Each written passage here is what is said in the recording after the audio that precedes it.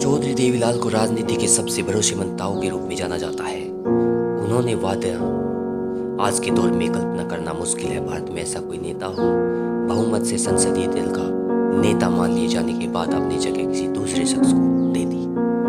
असल में राजनीति के किंग मेकर थे ताऊ देवीलाल। उन्होंने उप प्रधानमंत्री चौधरी देवीलाल की राजनीति में बनी शख्सियतों में से एक थे। 25 सितंबर 1915 को जन्म हुआ था ताऊ देवीलाल का हरियाणा के सिरसा जिले के खेड़ा गांव में।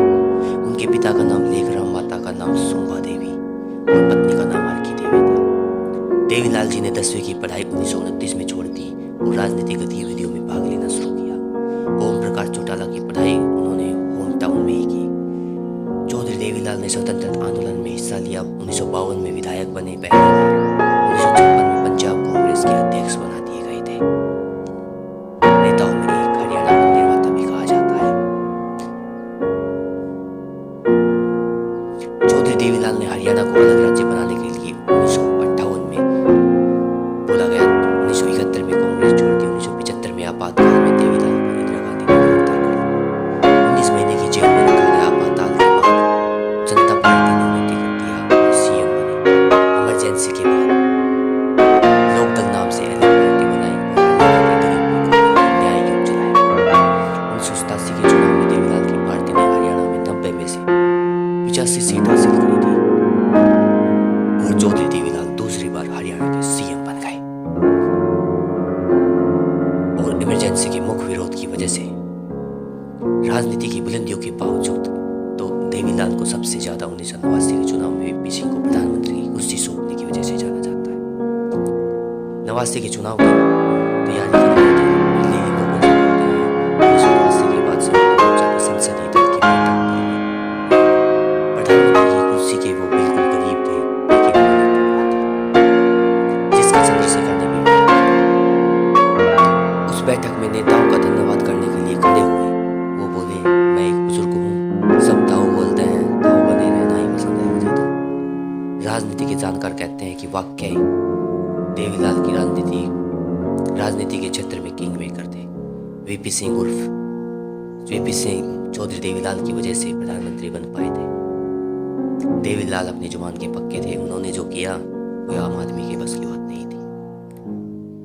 लेकिन देवीलाल के नाम पर दोनों की सहमति वीपी सिंह की सहमति थी। हालांकि राजनीति के जानकार कहते हैं कि संसदीय दल की बैठक पहले ही देवीलाल और वीपी सिंह के बीच में गुप्त एक समझौता हो चुका था।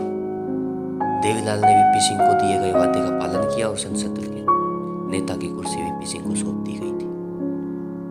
ऐसे थे हमारे ताऊ देवीलाल। बहरहाल ये राजनीति का खेल है। वीपी सिंह के बाद देवीलाल को मंत्रिमंडल से हटा दिया था। देवीलाल ने फिर प्रधानमंत्री बने। चंद्रशेखर के साथ चंद्रशेखर महज 4 महीने के भीतर इस्तीफा देने को मजबूर हो गए थे। तब से देवीलाल के पास मौका था प्रधानमंत्री के लिए। लेकिन वीपी सिंह ने कहा कि आप राजीव गांधी से बात कर लीजिए अपने बारे में। लेकिन ताऊ तो ताऊ थे, उन्हें पद का कोई लालच नहीं था और उन्होंने आत्मविश्वास प्रधानमंत्री पद के लायक नहीं था, इसलिए उन्होंने प्रधानमंत्री पद ठुकरा दिया। 1930 से ही राजनीति में सक्रिय हो गए थे। देवीलाल राजनीति की जीवनी लिख चुके हैं। आधुनिक भारत के इतिहासकार केसी यादव बताते हैं ऐसा तो 1989 में राजीव गांधी सरकार के खिलाफ खास घोटाले में एक बदलाव आंदोलन किया जा रहा था। पहले राजीव गांधी सरकार की हवा खराब करने ताऊ देवीलाल का बहुत बड़ा हाथ था। ताऊ देवीलाल को अंदाजा हो गया था कि उनका अंदाज जो है ठेठ हरियाणवी वाला है, ठेठ ग्रामीण वाला ही है। दिल्ली की पावर कॉरिडोर में खेती और मजदूरों गरीब लोगों की सबसे बड़ी उम्मीद देश का विचार। ऐसे देवीलाल अपने अखंड स्वभाव और खड़े खड़ी बोली के लिए बदनाम भी रहे हैं। राजनीति में जितना उन्होंने सबकी मदद की है, उनसे ज्यादा उनके विवाद भी रहे हैं। चाहे पंजाब के प्रताप सिंह कैरो हो या हरियाणा के बंसीला, इन सब से मतभेद बहुत हुए हैं। एक दौर तो ऐसा भी रहा कि ताऊ देवीलाल अपने सामने किसी को कुछ नहीं समझते थे, केवल चंद्रशेखर का लिहाज करते थे। लेकिन अपनी छवि को ज्यादा नुकसान ओम प्रकाश चौटाला के करप्शन से हुआ। केसी यादव कहते हैं देवीलाल की दबंग छवि इसलिए भी बन गई क्योंकि उस दौर में वो अकेले नेता थे जो स्वतंत्रता सेनानी भी थे और उनका लिहाज करते रहे। 22 साल के संघर्ष के बाद विधायक बने। परिवार के लोगों को संघर्ष नहीं करना पड़ा, पांव फिसलते गए। राय बहादुर ने बताते हुए देवीलाल के खान पान को लेकर एक बात कही। 6 अप्रैल 2001 को ताऊ, जो कि प्रिय किसान नेता थे, उस दबंग नेता का 6